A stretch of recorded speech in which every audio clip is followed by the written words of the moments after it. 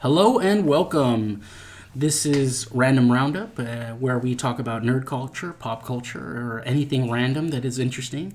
And I am Dylan. I'm joined with Rudy and Aaron, and we're going to talk about some random things about what's going on. And our first segment is just our introduction. And did you guys want to say hello? Hey. Hello, everyone. How you guys been? You guys know me? Yeah. Already? Yeah, that's true. And let's, for our first segment, we'll just jump right in. And so it's basically, we call it, what you been up to this week? So, Rudy, what you been up to this week? Well, I think our buddy Aaron should go first. All right, Aaron. Well, let me see. What can I say? Well, lately, I was rewatching a movie. It's a popular movie, probably back in '78. Superman, Richard Donner's movie, and I was just watching it just to see how it aged. And honestly, it aged pretty well. I mean, there's some things that didn't age well. It's campy. I mean, this changed the superhero genre back in '78. I mean, some people referenced the Superman movie as one of the greatest superhero movies on Earth. I mean, literally, Sam Raimi himself took that idea of taking something out of a comic book. That's what Richard Donner did with the Superman, and it worked out. Yeah. And I mean, it kind of did work out for Sam Raimi because we have 3 good Spider-Man movies. Mm-hmm. The third one I'm not too sure about because we won't talk about That's it. Fair. That's fair. That's what I did. I was just watching Superman. I finished up 2 new comic books, Batman 89 issue 2, and Superman, the Last Son of Kal-El, issue 2. It's a Superman comic, but cool. Yeah, I finished those up. It's nothing much. Just I need to go back and rewatch. The Richard Donner Supermans. Oh yeah. Because they're so good, and they were. And again, I mean, correct me or those watching at home can correct us in the comments. But I think it's the first movie that's based on a comic that was put on film. Oh yes. For major motion picture. So that's so cool to go back to the original of like just where now we have all these Marvel films and DC and all these the Marvel Cinematic Universe and all this, and so just going back to the original where they didn't really have the standards and everything, and they had to build that from the ground up. So it's so cool. And I got to do that. It's amazing. It's just an amazing movie. And I think I mentioned this to the group chat that I don't know if I mentioned I was watching Batman 89, but I was watching the Tim Burton movie, and it's pretty good. I mean, that revolutionized Batman a big way because people remember Batman back in the 60s. He was so campy, Adam West. Yes. But when Tim Burton came out with this great success of Batman 89, it was dark, it was gritty, it was amazing. Yes. And I don't know, I just appreciate the movies what we got back in the early way back before we got the MCU. I agree. And I would also say, I love the Tim Burton Batman. I would say, I might go out on a limb here a little bit, but I will even say that the Batman who I forget the actor's name who played for the new one that's the 89 Batman. Michael Keaton. Mm-hmm. Michael Keaton's portrayal as Batman is probably my favorite portrayal of Batman on screen, in film. When he's Batman, when he's wearing the suit, right? Mm-hmm. Because and Chris, the Chris Nolan Batmans with Christian Bale. That's right. Yeah, thank you for remembering all those names. Christian Bale. And of course, I love Christian Bale. I love Christopher Nolan the Christopher Nolan movies, but. The Christian Bale, the swear to me, that voice, he took a lot of heat for that voice, and it kind of seemed like, again, if I'm being fair, he was pretending, to be Batman, whereas the Michael Keaton Batman was really good when he wore that outfit as Batman, and he just took his voice down just like an octave, right? He just took it down a notch of like I'm Batman. You know, just really, but no, like not this gravelly, like, oh, I'm chewing rocks to make my voice sound like, you know. And so that's the thing I really did appreciate about the Michael Keaton Batman. And yeah, that whole setting from what Burton did was so cool. Oh yeah, yeah, it was just so cool. That aesthetic is awesome, and yeah.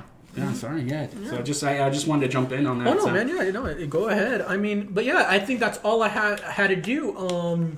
Rudy, are you sure you don't want to say anything yet, or should Dylan go second? I'll go. Okay, man, go ahead. Ready. So this is gonna be a weird one, but well, me and my buddy Aaron and our group of friends were being hunted down, basically. What? Yeah. Oh yeah. What happened? Well, I told you were gonna be excited for this one. Okay. Yeah. So our old friend, David, I know he's not watching this. He decided to message us randomly on some stupid porn account, and then he tried acting like one of those bots. Oh yeah. And then we were just trolling him. Mm-hmm. And then eventually he ended up showing his true colors. Mm. He sent, because I posted one time on Aaron's birthday a picture of the group of us. Mm-hmm. And then he sent it he put me, Aaron, and two of our other buddies in a group chat. Mm-hmm. And so he said, I'm going to mess you guys up. And we're wondering, how does this man, like, why is he doing this? So this was just a total troll. Oh no! Like he just. Was, I wish it was a troll. I wish, but he was legit serious about hurting one of us. Really? Yeah. He said he threatened to sit on me, and I was scared for my life. And he said he was gonna jump one of us, but I won't say their name. Mm-hmm. Okay. And then he ended up finding like info about us, like when we went to go see Shang-Chi. He knew what movie theater we were going to somehow, some way. Oh wow! So someone in the group probably messaged David saying where, and we have some suspects, but we won't get into that. And so yeah, he was hunting us down. He said, "I'm gonna see you guys at the movie theater," but the thing is, there was a group of us. And Aaron was just not having it that day, so he's gonna mess someone up. I was ready. Oh wow! And so, yeah, we were hunted down, and he, one of our buddies, ran into him at Rite Aid. No, Circle K. Circle K, and he said, "Oh, David, are you still gonna mess us up, bro? Are you still gonna do it?" And it's just our buddy, and it's David with his friends, quote unquote. And then David threw the first punch, and then that's when Frank started going ham on him. Wow. Yeah. And then it took one punch to the nose, and he started crying. Wow. And his friends didn't even help him. And the sad thing is that the reason why our friend got in a fight with him is because he mentioned something about his parents. And there's one thing we don't take too lightly because we know it's a sensitive topic for him is that Rudy, I don't know that much of the story, so you could probably shed some light on it. I'll just say that his dad kind of left him as a kid, and I guess so did his mom, but I don't really know too much, nor do I want to know more. Yeah. And that's all I just want to say about that. Yeah. But David said something about that, about his parents, and we all got pissed off at him saying, yo, dude, you got to cool it off. That's not right what you said. You have no right to say that. He knew he was in the wrong. Right. And I think the piss poor apology was that he said, I'm sorry, I want to be your friends. He said that to me. Yeah, he said that to him specifically. He's like, oh, I'm sorry, Rudy. Can we please be friends still? And I said, hell no. You ruined your chance. You're still mad about high school beef. Mm-hmm. That was in sophomore year. Mm-hmm. Wow. So you messed up, buddy. You're an adult and you're threatening us, so we could take all this evidence and send it to the police and send you in the slammer. Yeah. So you messed up, pal. He did. Wow. Okay. And so how did you leave that? How did that? Is that how you left it? Just I blocked him. Yeah, just blocked him. Oh. That was for me, but Aaron, you could go. Because that was the end of the story for me. Okay, hang on, let me see. I gotta try to remember now. Okay. So I guess one of my friends, I'm not going to say his name, but he wanted to know how he was getting this information. So we were just talking about, like Rudy said, we had suspects, but we weren't sure. It was just all a hunch. And I guess not one day, but I think yesterday or a couple days back, he gets text by David, and he's saying that you're the weakest one out of the group, and yada yada yada. He was just starting him talking big talk, and I was kind of pissed off because I don't like no one threatening my friends. So I told him, if he's going to talk the talk, let's go to behind the Circle K. Let's fight it out. And my friend talked me out of it, saying that, dude, it's not worth it. You're going to go to jail if something happens, if you beat him too much, or I was like, yeah, dude, you're right. Yeah. But no, let him strike first. No, yeah. But he's talking the talk. I mean, it's sad. The sad truth of it is that he has no friends, and he's just wasting time with us. Yeah, that is. We could show you some screenshots of like the chats. Mm-hmm. Oh wow! Okay. Mm-hmm. Yeah, it's just. Well, yeah. So Dylan, what you been up to? That's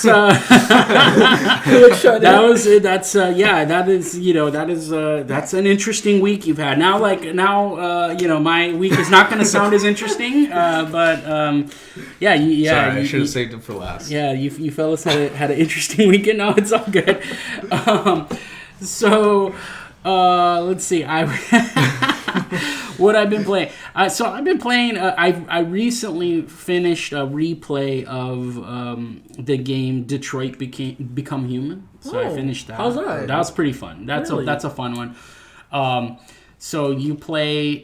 It's in the far distant future of 2038. So it's pretty cool. And androids have taken over they're the smartphones of today, where it's like everybody has a smartphone, while everybody in 2038 has an Android, and it takes place in Detroit. It's pretty cool. You play 3 characters. It's anybody that's played a David Cage game. It's kind of like one of David Cage's best games, where you play these multiple characters, and depending on the choices you make, they can live or die. And they may not make it. And then the choices tie into what's going to happen of what they do. So, for example, and I think all three of the characters you play are androids, and so that first one, for example, you're a housekeeper android. Again, I don't want to give too much away, but you're a housekeeper android, and as you're cleaning the house, you can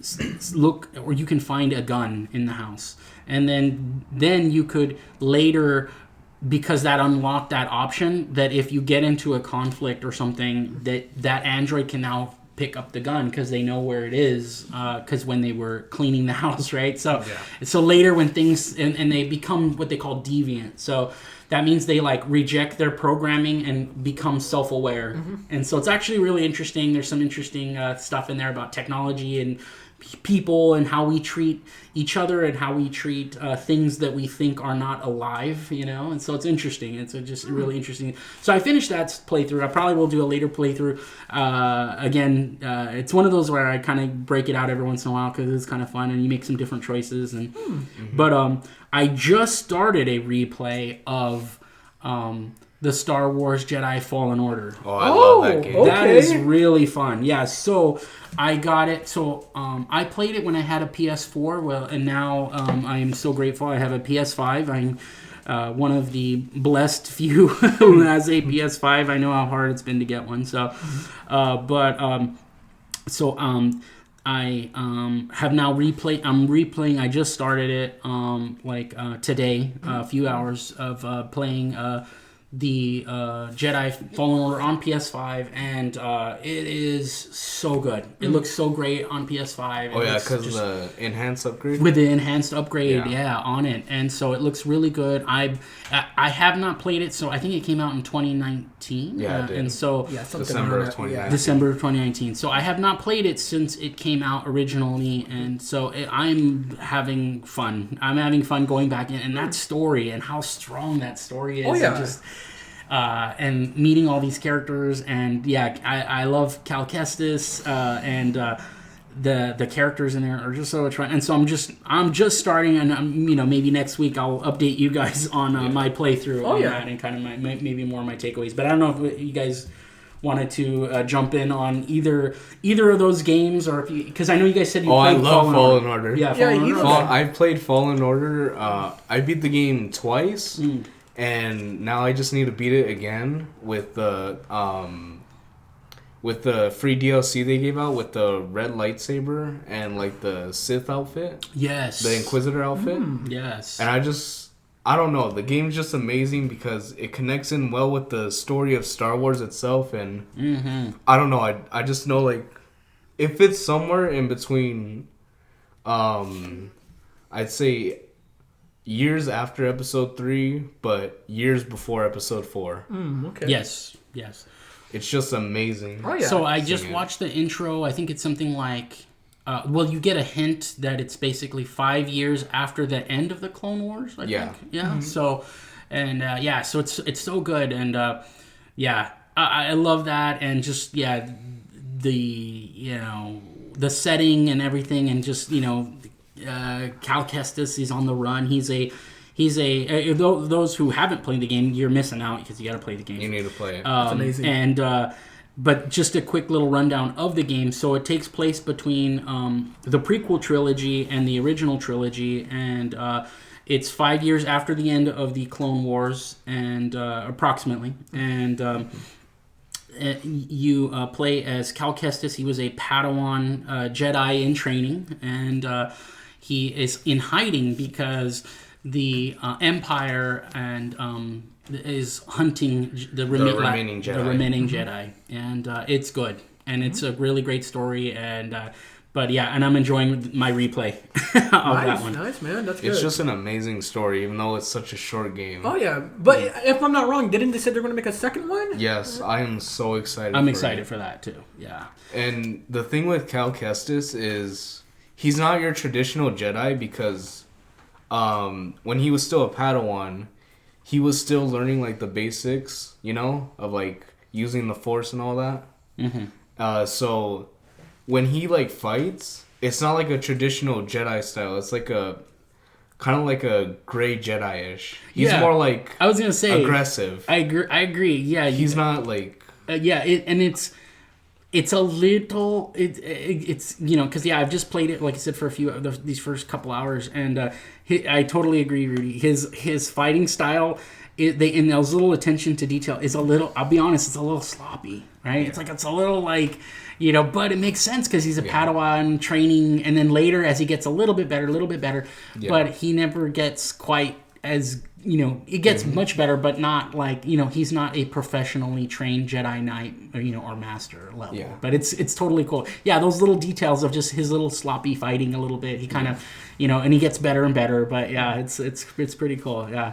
It's kind of like how Darth Maul fights, I guess you can say, where he's all over the place with no mercy at all. So could that be hinting at Cal Kestis maybe becoming a Sith? A Sith in the second game because of the way he fights. Turn to the Inquisitors.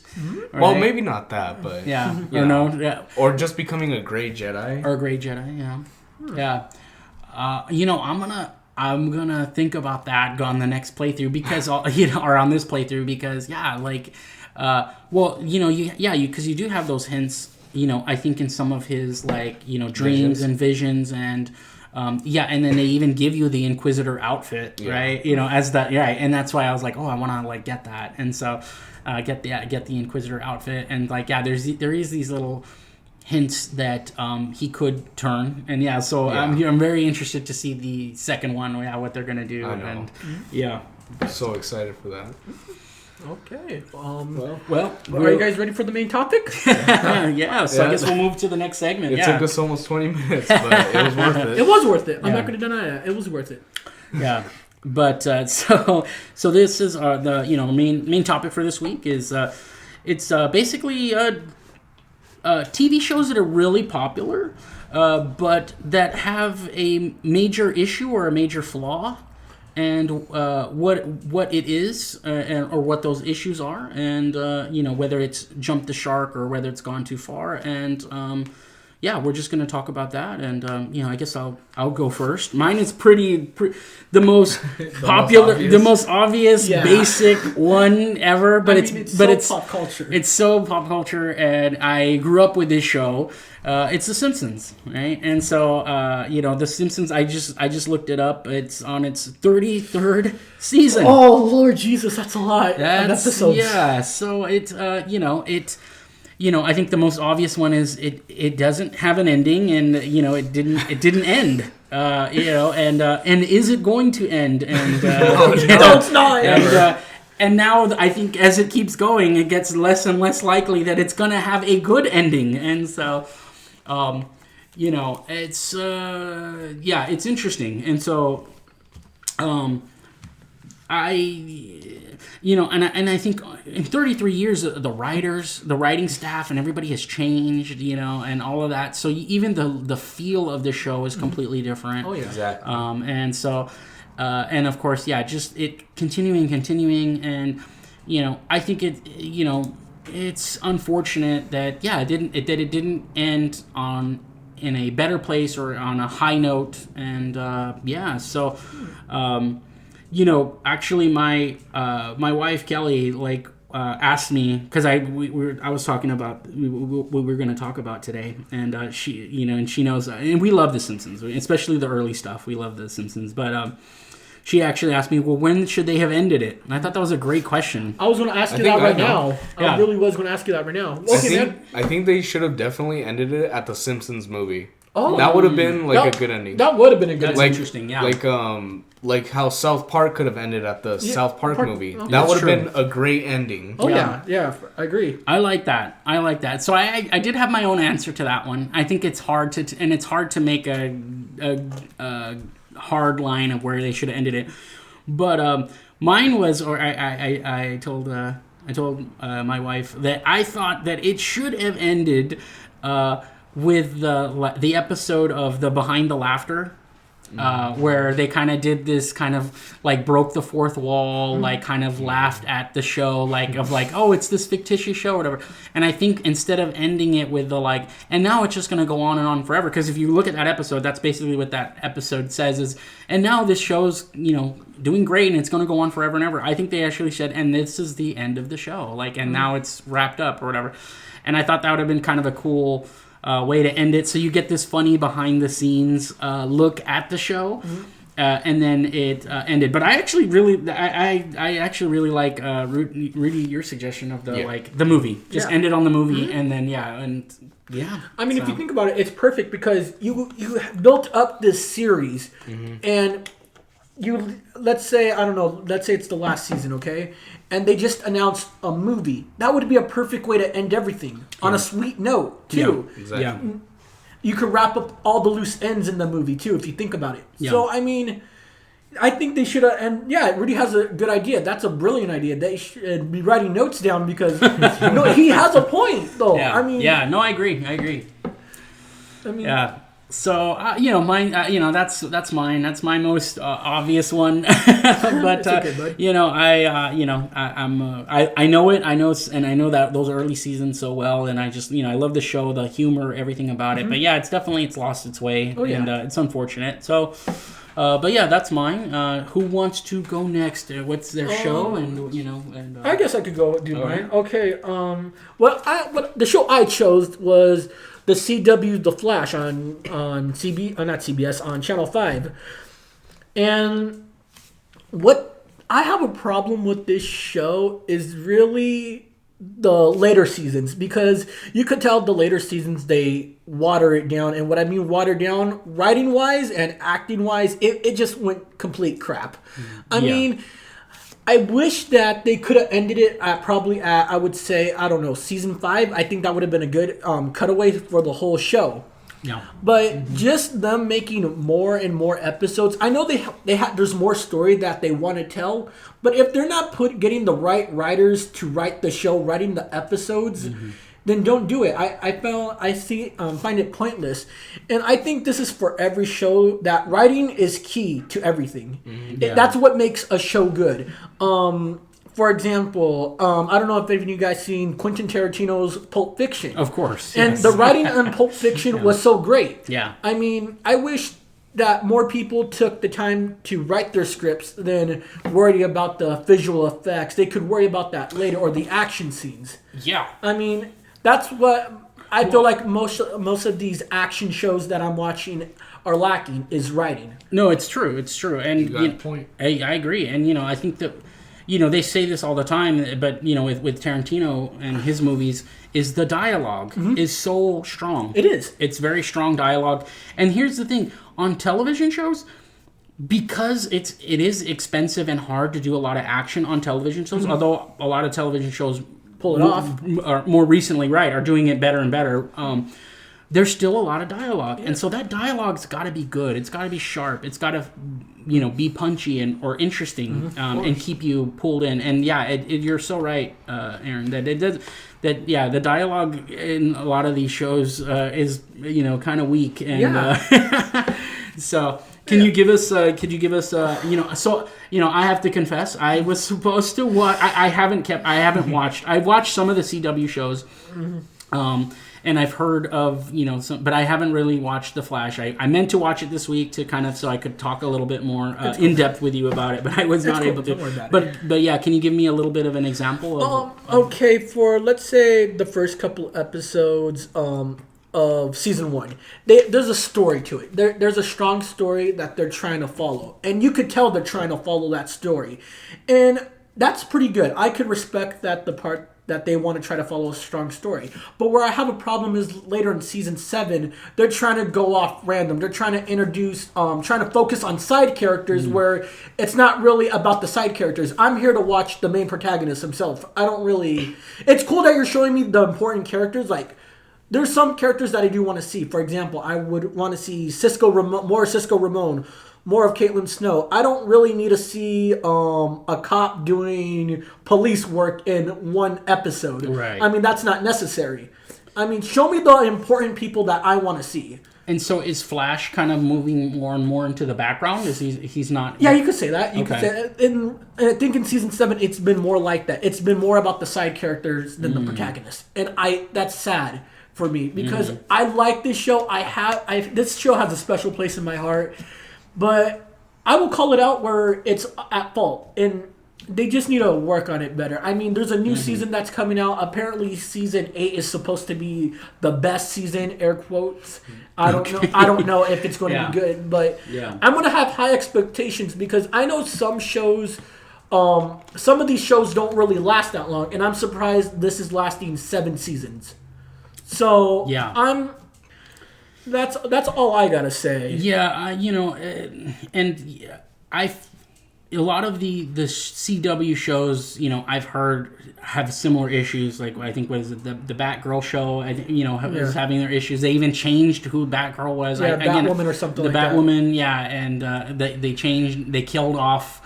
I think it was Kate Kane, and then they brought in. And again, I don't follow the Batwoman show or anything, but I've just seen videos and stuff talking about it on social media and stuff like that. So and what's going on, and so it is disappointing. It is that these shows are struggling because those are great characters. They're great characters, and there's so many interesting things that could be told. And I think what I think in my head, what they're trying to envision is something like Smallville, how that had like over 15 seasons. Right.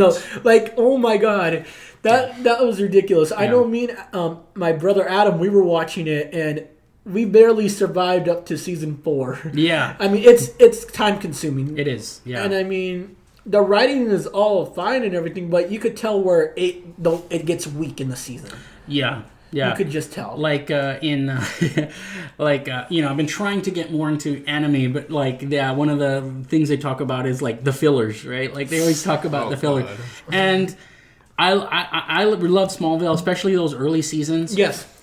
Speaking about how to end, Smallville, like it should have ended with him flying. Yeah. I'm sorry. Like it should have ended with him flying and taking off into the sky.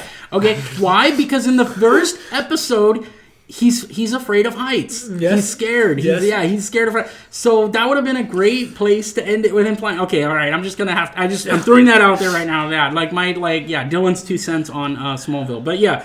Come on, so like he got over his fear of Yes, that would have been cool. Yeah, that would have been a cool way to end it, and that was his last power to like emerge. Yeah. So he had all these other powers emerging, but he couldn't fly. But part of it was because of his fears. They kind of did us dirty though at the end of that season because apparently at the end I don't know it's back then there's a thing called the Superman curse, and the first actor, not the first actor, but the second actor, George Reeves, he played Superman, and he died in a tragic way. He either committed suicide or someone murdered him. Right. Christopher Reeves, the Superman, the Richard Donner one I told you about? Yes. He got into a tragic horse accident. Right. He was paralyzed. Right. And I guess the reason why Tom Welling, the actor that played Clark Kent, why I'm saying Clark Kent because he never wore the suit in the series, right? Or Kal-El, Clark. At the end of the show, you see him running up on the top of the the Daily Bugle, thank you. I think that's Daily Bugle. I'm not too sure. I think so. Yeah, or he's on top of this building. Mm-hmm. You see him take off his shirt, okay, and you see the Superman chest symbol, and that's how it ends. They zoom into the S. And they call it a day. Right. And the sad thing is that why I tell you he doesn't wear the suit because it was CGI'd on. He didn't want the Superman curse. Oh. That's why. I did not know this. Is that true? Yeah, that's true. That's why it was the. And supposedly that was Tom Welling. Yeah. He didn't want that. Yeah, and that's why you see in that last episode you don't really see him in the suit. You see him far shots. Well, that also explains, for years that they had kept saying, oh, Tom Welling should play Superman in one of the movies. He should come in here. Well, if he doesn't want... That actually makes sense. Maybe he didn't want to play it. Because he didn't want to be typecast. He didn't want to be typecast. Because that's the problem with... Absolutely. Yeah. And, I mean... I was kind of disappointed when I saw this. Again, I was probably 8 or 7 years old when the last season came out, and I wanted to see Superman. I was like, "Holy crap! I seen this show for this long, and I am going to be seeing Superman, and what I see is not what I get." I was kind of disappointed. It was a disappointing ending for that. Yeah. And I agree. I felt like I was robbed. Oh, I agree. Like I said, I go back to he should have flown. Yeah. Why didn't he fly? That's his power. Why didn't he fly? And it would have made it go full circle. The story would have closed that circle on his powers and his fears and all of that. And why didn't he fly? 15 seasons he doesn't fly. No. So that's Dylan's rant on Smallville. Yeah. Sorry. Yeah. Nice one, Dylan. So, I think it's our boy Rudy. It's your turn, my man. Well, mine is Rick and Morty, and I know a lot of people are going to be mad about that because they like Rick and Morty. But I used to like Rick and Morty too, but sadly not anymore. So, season 1 and 2 were great, especially... was the ending of season 1 where Rick got arrested, or was that season 2? I believe that's season 2. Yes, he's arrested by the Galactic Federation. Yeah, and I love Rick and Morty, and you're probably gonna get some heat for this in the comments. You're probably I don't care. Fan favorite show here. So I really don't care. Anyways, So there was a point where Rick and Morty was just amazing, and then one episode ruined it. Season 3, the Pickle Rick episode, Rick and Morty went downhill very fast. Yeah. Especially with the Szechuan sauce stupid thing where people would go in and be like, "Oh, I'm Pickle Rick." Or right. Sauce. Yeah, that's Szechuan. Right. Yeah. Oh my god. I'm so embarrassed to be a fan of this. I want to, fun fact, sorry, Rudy, but I just wanted to throw that in there. Me and my friends, Soda Pop, went to McDonald's, and we asked for that sauce, and surprisingly, they had it.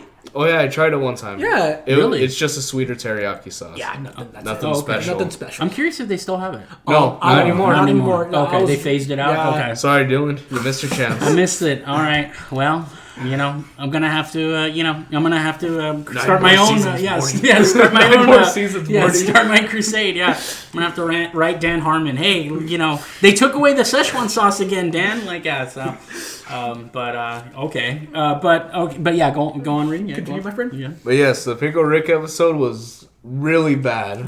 It's just about him turning himself into a pickle to get out of family therapy, even though their family is terrible. And like there's segments where it's full of just action and him saying, "Oh, I'm Pickle Rick, I'm beating all of you," and then it just cuts to the therapy section and it's just so slow paced and boring. Yeah. Like there's shows with episodes where they can do it well with like fast paced action, and then you get that little breather in between so you can like calm down. Yeah. But with that episode, it just doesn't do it. And then there's another episode, then season 4, season 5, the horse one. Oh, right. Yeah, that one I would agree. Yeah, that one goes such a terrible episode. Goes a little too far. Yeah, for sure.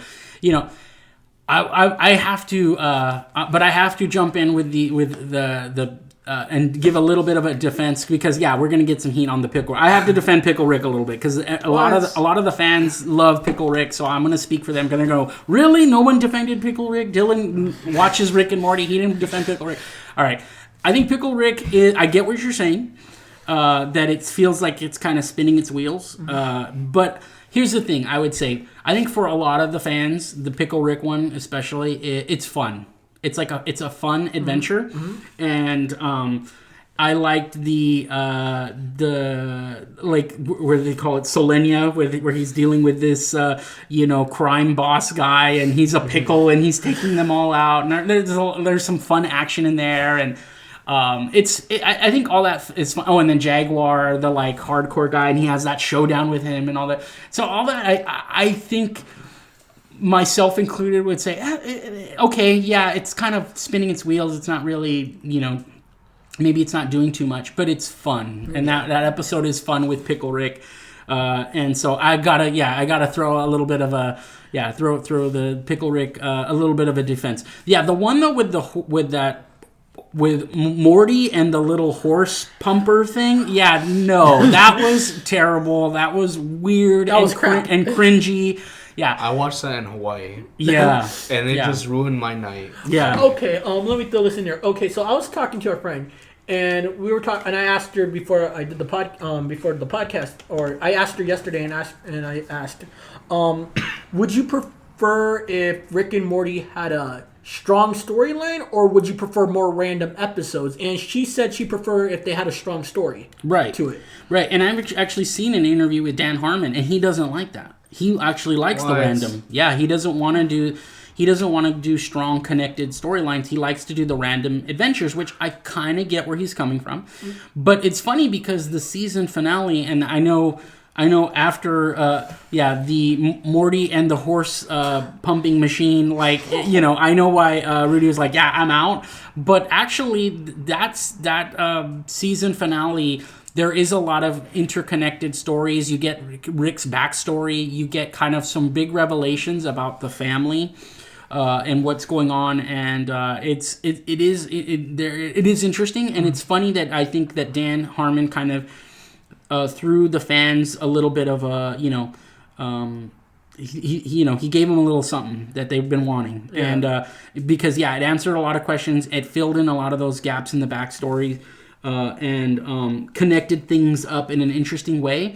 Even though I totally get, where Dan Harmon's coming from and like the people at, that do Rick and Morty, they just want to go, just have random adventures that are fun. Like Pickle Rick, right? Yeah. Like Pickle Rick, where it's just random, doesn't make sense. That one's a decent episode. Yeah.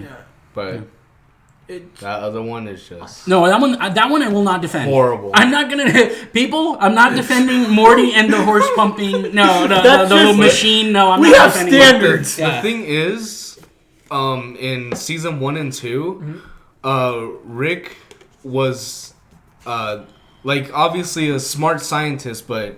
he was never immortal. Like in the newer seasons, they paint him as this immortal god that can do no wrong. When he fought the president, and then he would just like when someone touched him, they just died. Like, I remember seeing that on Instagram. That episode is just so stupid, and I don't know. Them painting Rick as this immortal god that that can never die. Like in season 1 and 2, he obviously could have died, and he was very cautious. But in these newer seasons, it's just like he doesn't give a damn. Yeah. Okay, so here's what I would say. I would say, I think it's the season 5 finale. Like if you watch that season 5 finale, his kind of quote unquote god status is explained a little bit. Again, I don't, I guess maybe it's, spoiler alert. So as I understand it, in that they kind of basically, there's evil Morty, and I think I told you. So evil Morty comes back. Well, he's not. He's evil, but he's not technically evil. He just wants to get free, and get out of what Rick has created. And Rick has basically, as I understand it, and again, I might have to go rewatch it, or see more of what they do for season 6 or whatever. That basically, that Rick had created this special universe, where he is the smartest person, right? So he's technically not the smartest Rick. He's not the most powerful Rick. But he created this kind of closed loop system where he was.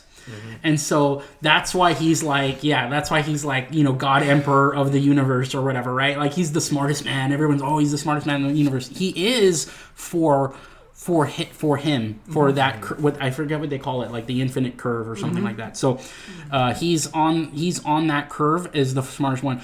But evil Morty, and this happens in the finale, he breaks free of this little loop that Rick has created, and he goes off into another dimension or multiple dimensions. And so it opens things up where I think Rick is going to get challenged on his invincible status or whatever, right? So I know that you might have been like, I'm leaving Rick and Morty and I'm never coming back, but like you might want to give it a little bit of a chance.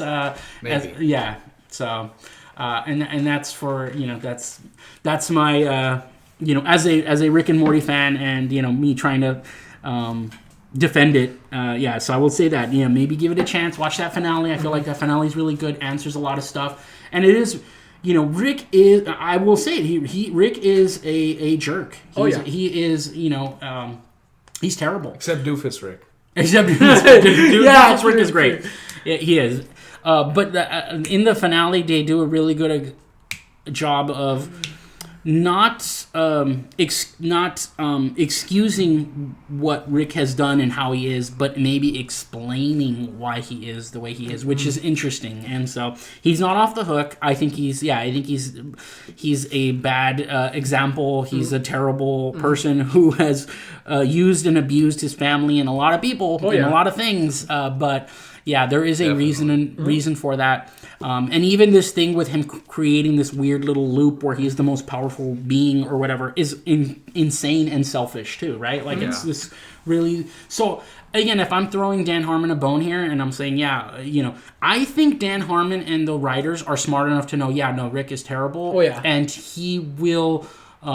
be humbled, and he will have his comeuppance, and he will go on a journey that so I still have that faith, and I'm still going to keep watching. But don't get me wrong, there are some episodes like the one you mentioned, which I don't want to keep referencing, that that one is like, I'm not going to defend that. That is just weird and wild and cringy.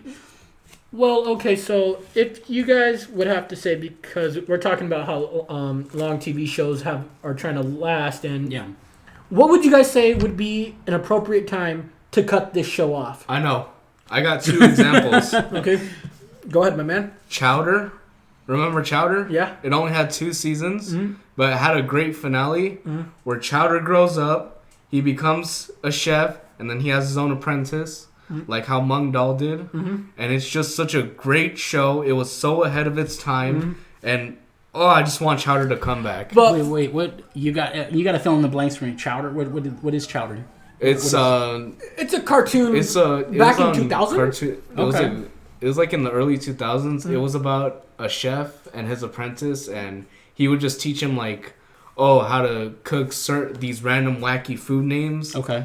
Because the characters names are based off real food. Right, like chowder. Right. Yeah, like schnitzel and truffles. Okay. And it's just so weird, but it has like great comedy and it has a lot of fourth wall breaks, and the ending was just really good. Okay, but like for Rick and Morty, when would you guys cut it off? Like when season 2. You would cut it off at season 2. Yes. What would you cut it off? So here's the thing. I would let it play out, but here's what I would do. I would maybe do some, which is I think what you can do when you're watching it, on streaming or whenever, is do selective edits, right? You don't have to watch all the entire seasons or whatever. There are a couple of cringy episodes that I agree with Rudy where I go, I don't want to watch that again. It's too cringy. It's too weird. It's too awkward. Whatever. So I still feel like the show is going strong. It's doing good, and there are some interesting stories to tell. And like I said, I think Rudy doesn't like Rick. I agree with that. I understand him. Rick is an okay character. It's kind of a douche. Yeah. Would you guys say that there's chance for a character development for any of these characters? I doubt. Really? I really doubt. You don't think Rick could have a redeeming arc in one of these seasons? I think it's possible. In season 3, the first episode, I think that's where Rick breaks out of jail, right? Yes. And then, he's having like, they're showing memories of him, and then he's like crying and all that. Mm-hmm. And then I don't know. It makes you think that he cares about him, and then in later episodes, he's just like, no, I don't care about these kids. I don't care about my family or anything. I left my family behind when I ruined the world, and I took over another universe. So I really doubt would be any character. Why would he care? He could just shoot another portal, go to another universe, and start all over. So you don't think Morty could have a better character development? Oh, maybe Morty. I think Morty. I think he would end up rebelling Yeah. against Rick. Which we've already kind of seen that with the evil Morty in the storyline. Yeah. And so, I think, there definitely could be more character development. I think Rick is going to, I think if I give a little bit of faith to Dan Harmon and those writers with Rick and Morty, I do think that Rick is going to go on a journey that is going to be hard and humbling and going to like put him through the ringer, and he's just going to redeem himself. He's to either redeem himself or be destroyed. Okay. And so, maybe not necessarily redeemed, but, it's, sorry for the spoilers on the, but like I don't know if anybody's seen Looper, the movie Looper. Never seen it before. I'll give it a watch. But again, I won't spoil it. But let's just say the end of that movie is basically that you're your own worst enemy without spoiling what happens. But those that have seen Looper, you'll know what I'm talking about. Where this is my speculative theory about what's going to happen with Rick.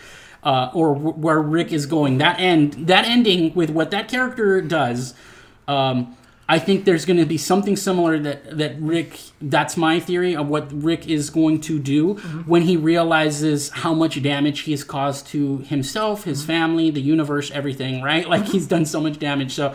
Maybe that can be your guys' homework assignment this week is maybe check out Looper. It's a good film. Oh, okay. It's time travel. It's really interesting. It's kind of it has Bruce Willis. Okay. You just said Bruce Willis, and it got me into it. So it's got Bruce Willis. There's he is what's the name of the his younger self. He was in what is it? Gordon Levitt. I forget what his name is. I think it is Gordon Levitt. I'm not too sure. Yeah. He plays young Bruce Willis. So he plays the young, and there's time travel involved, and there's time, and it's like it's a pretty cool actually premise. The mob gets a hold of time travel technology. and they start doing they just do criminal stuff, but now they have the power of time travel, so they can keep making money and getting rid of people. And it's actually pretty interesting. It's an interesting theory, and so I'll watch it. Cool. Okay, I just want to say this one thing. Do you guys think for Rick and Morty, where it started strong, but would you guys say it kind of watered down? Like, as the show in general, do you think there are some weak points to the series? Yes, definitely. Yes. But I will defend it here. They did improve Summer a lot.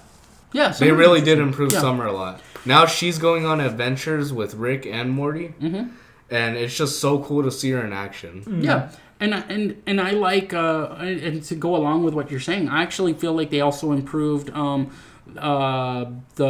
Jerry, the father, and the mother. Beth and Jerry. Like, I feel like they also kind of improved Beth and Jerry a little bit, where, you know, Beth just was like, would let her father say or do anything that he wanted, you know, and kind of let him get away with let Rick get away with anything he wanted. And now she does, especially in these later seasons, question him, judge him. And then Jerry's just fun. He's a fun character. And in those early seasons, you think Jerry's this like, he's like a loser, lazy loser, right? Yeah, you think he's this lazy loser, but later you realize, well, he's a good husband, he's a good father. He's there, and that kind of starts to show up more and more in the later seasons, where it's like, hey, he's as much as Beth is obsessed with, you know, her father, Rick Sanchez, she kind of has now the opposite, which is Jerry. Jerry's not that smart. He's not that, but he's loyal. He loves Beth. He's a decent husband, decent father. That's not Rick, right? Like, Rick is the total. Rick will, like, you know, love you and leave you. He'll ditch you. He'll do whatever. He'll sacrifice you. But that's not Jerry. And again, for a lot of the faults that Jerry has, and he has a lot. He has a lot. But you know, he's not that, you know. Yeah. And so, you know, I do think there is some interesting. Yeah, and I agree with Summer too. I think Summer's become a much more interesting character, and they've brought her more and more into the forefront, which is pretty cool. Mm-hmm. Yeah. Wow. I would like to see more of Summer. Yeah. No, I agree with you. Huh. Well, is there anything else you guys would like to say before I think almost end? Yeah, we're gonna have to close this out. No, I'm good. Yeah, gentlemen. No, I'm fine. Do you guys? No, man. We'll figure that out later. But no, I'm good. Do you want to say anything before? No, I'm good. Well, I would have to say episode 1 of this podcast was great. I enjoyed it. I liked it. I hope you guys enjoyed it as well as much as us, because this was interesting. Yeah, we're gonna have to do this again. We're gonna keep. This might be a weekly thing. It might be. But since we're recording this on a Friday, I'm gonna try to edit it today, and then maybe try to upload it tonight. But if not, then Saturday. So either every Fridays or Saturdays. All right. No later than that. Yeah, and I think it's, you know, I think for our, like, you know, listeners and our viewers and, you know, our audience, that, you know, we want to have a regular, you know, program where you guys, you know, every week can kind of check in with us and kind of enjoy that random roundup with us and kind of listen to some random stuff. It's something to look forward to every week. Oh, yeah. Yeah. So, well, thank you for you know, joining us for our first podcast, broadcast, and so you know, thank you so much, and you know, thank you for listening to us, and we hope you have a great day, and thank you so much. Take care, everyone. Adios, everyone.